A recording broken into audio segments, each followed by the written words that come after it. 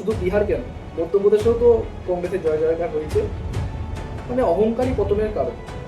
কোনো কিছুর জন্য অহংকার ঠিক নয়। এবং সবচেয়ে বড় কথা, বিজেপির সর্বভারতীয় সভাপতি নিতিন নবীন তার নিজের বিধানসভা কালকে হেরেছে।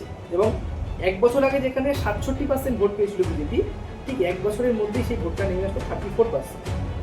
মানে পতনের শুরু হয়ে গেছে বিজেপি। এবং বিজেপির এক নম্বর, আমরা মনে করি যে কোনো দলের সর্বভারতীয় সভাপতি তো এক নম্বর পদ। সেই সর্বভারতীয় সভাপতি নিজের বিধানসভায় প্রায় 30 বছরের উপর ধরে বিজেপিকে জিতছিল। নিতিন নবীন 5 বারের এমএলএ, তার বাবা আগে এমএলএ ছিল। সেই জায়গায় একটা নতুন দল, প্রসাদ কিশোর, জনসু দাস, এসে মানে প্রথমবার ভোটে দাঁড়িয়ে হারিয়ে দিল। তো এটা মানে পুরো, এবং মধ্যপ্রদেশে একই কাজ হলো। কংগ্রেস মনে হয় কংগ্রেসের সুবিধাটা বিজেপি করে দিয়েছে। আজকে যে বিজেপিকে যদি কেউ হারাতে পারে, তাহলে সেটা হচ্ছে একমাত্র কংগ্রেস। কারণ আমরা দেখেছি এই রাজ্যটাকে কীভাবে বিজেপি দখল করেছে, সমস্ত রাষ্ট্রশক্তিকে গাড়ি বাড়ি। আজকে যদি দেশের যদি পরিবর্তন না হয়, দেশ থেকে যদি বিজেপি না সরে, তাহলে কিন্তু কোনো রাজ্যের পরিবর্তন হবে না। এবং কংগ্রেসের আমলেই কিন্তু একটা বড় অংশের ঋণ কিন্তু মুকুব করা হয়েছিল চাষিদের জন্য। তাই 3.5-4 কোটি চাষি কিন্তু, কৃষক ভাই কিন্তু উপকৃত হয়েছিল।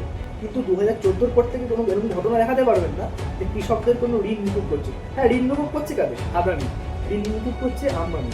কিন্তু ভারতবর্ষ কৃষি প্রধান দেশ, কৃষকদের কোনো দাম কিন্তু বিজেপি সরকার দিচ্ছে না। আমরা দেখেছি যে আপনার কথা অনুযায়ী তৃণমূলের মতো কিন্তু বিজেপির ইন্দ্রপতন হতে পারে। তার কি সূচনা কালকে বিহারে দেখলাম আমরা। একদম। শুধু বিরোধী কিন্তু কংগ্রেস নয়, তৃণমূল নয়, বিজেপির প্রধান বিরোধী হচ্ছে জনসাধারণ। বিজেপির প্রধান বিরোধী। নমস্কার, আপনারা দেখছেন কলকাতা সংবাদ, সঙ্গে আছি রিঙ্কু মোল্লা। এই মুহূর্তে আমাদের সঙ্গে যিনি আছেন রাজীব চক্রবর্তী। এক সময়ের লড়াকু বাংলা পক্ষের নেতা ছিলেন, বর্তমানে তিনি কংগ্রেসে যোগদান করেছেন। আমরা দেখি 21-এর ময়দানে কিন্তু তিনি বুক চিতিয়ে কংগ্রেসের হয়ে লড়াই করেছেন এবং বহু সংখ্যক প্রায় হাজার হাজার মানুষকে নিয়ে মিছিল আকারে কলকাতার রাজপথে গিয়েছিলেন। রাজপথ কংগ্রেসের দখলে ছিল। আজকে আমরা তার ঠিক খোঁজে তার বাড়িতে চলে এসেছি। বর্তমান রাজনৈতিক বিষয় নিয়ে কিছু আলোচনা। আমরা দেখছি যে বর্তমান যে ভারতবর্ষের যে একটি পরিকাঠামো এবং ভারতবর্ষের ভবিষ্যৎ, সমস্ত জেএনজি থেকে শুরু করে কৃষক, সমস্ত আন্দোলন কিন্তু তারা কিন্তু একটা রাহুল গান্ধীর প্রতি ভরসা। এবং ভারতবর্ষের পরিকাঠামো, বর্তমান অবস্থা, পরবর্তীতে কি হবে, সেটাও কিন্তু নির্ভর করছে রাহুল গান্ধী এবং কংগ্রেসের উপর। সে বিষয়ে আপনার মতামত কি? দেখুন, আমার মনে হয় কংগ্রেসের সুবিধাটা বিজেপি করে দিয়েছে।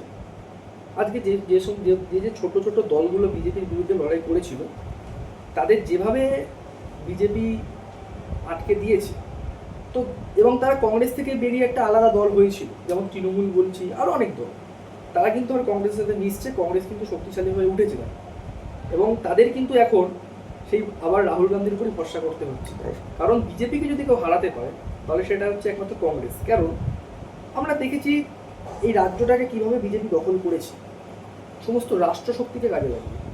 আজকে যদি দেশের যদি পরিবর্তন না হয়, দেশ থেকে যদি বিজেপি না সরে, তাহলে কিন্তু কোনো রাজ্যের পরিবর্তন হবে না। এবং এটা কিন্তু বলছে 2014 পর বিজেপি যে রাজ্যে ক্ষমতায় এসছে, এখনও কিন্তু শেষের রাজ্য থেকে সরেননি বিজেপি। শেষের রাজ্যে বিজেপি এখনও আছে। তো যতক্ষণ না পর্যন্ত আমরা দেশ থেকে বিজেপিকে না সরাতে পারছি, রাজ্যও সম্ভব না। এবং যে সমস্ত জায়গায় বিজেপির দ্বারা অত্যাচারিত হচ্ছে বিভিন্ন সমাজের, যারা আমাদের সমাজের কাঠামো তৈরি করে।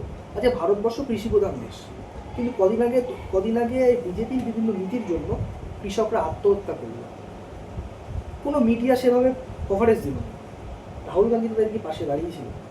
এবং কংগ্রেসের আমলেই কিন্তু একটা বড় অংশের ঋণ কিন্তু মুকুব করা হয়েছিল চাষিদের জন্য। প্রায় 3.5-4 কোটি চাষি কিন্তু, কৃষক ভাই কিন্তু উপকৃত হয়েছিল।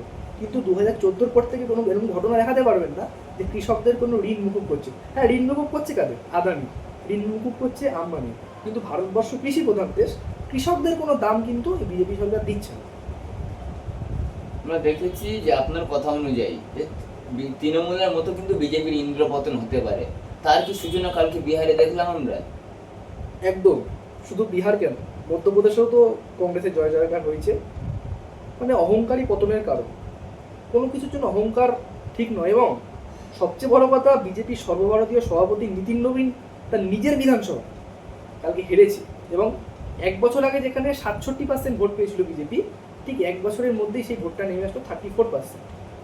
মানে পতনের শুরু হয়ে গেছে বিজেপি, এবং বিজেপির 1 নম্বর, মানে আমরা মনে করি যে কোনো দলের সর্বভারতীয় সভাপতি তো 1 নম্বর পদ। সেই সর্বভারতীয় সভাপতি নিজের বিধানসভায় প্রায় 30 বছরের উপর ধরে বিজেপি ওখানে জিতছিল। নিতিন নবীন 5 বারের এমএলএ, তার বাবা আগে এমএলএ ছিল। সেই জায়গায় একটা নতুন দল, প্রসাদ কিশোর, জনসুরাজ, এসে মানে প্রথমবার ভোটে দাঁড়িয়ে হারিয়ে দিল। তো এটা মানে পুরো, এবং মধ্যপ্রদেশে একই কাজ হলো, কংগ্রেস জিতলো সেটা। তো এটা কোথাও গিয়ে দাঁড়িয়ে একটা মানে সূচনা হলো, মানে একটা মানুষকে একটা আগাম একটা ইঙ্গিত দিয়ে দিল যে 29-এ কি হতে চলেছে। উপনির্বাচনে শাসক দলের হার, এটা কি কোথাও একটা গরমিলের পাচ্ছেন কি? এটাই তো একটা মানে ভাবুন, আমরা মানে দেখি শাসক দল কখনো উপনির্বাচনে হারে না। মানে যে দল যে রাজ্যে ক্ষমতা থাকে সেই দল সেই রাজ্যে উপনির্বাচনে হারছে, এবং এরকম একটা সিটে যেখানে সর্বভারতীয় সভাপতি নিজের সিট, খুব একটা কম দেখা যায়। মানে এটা মানে একটা আশ্চর্যজনক, ভারতে এটা বিরল এই রাজনীতিতে। তো কোনো শক্তি আর বিজেপিকে বাঁচাতে পারবে না, এটাই ইঙ্গিত। মানে সে শাসক দল হোক কিংবা তোমাদের সবচেয়ে বড় নেতার নিজের সিট হোক, বিজেপিকে বাঁচাতে পারবে না। এখন বিজেপির প্রধান বিরোধী কিন্তু কংগ্রেস নয়, তৃণমূল নয়, বিজেপির প্রধান বিরোধী হচ্ছে জনসাধারণ। বিজেপির প্রধান বিরোধী হচ্ছে সাধারণ মানুষ।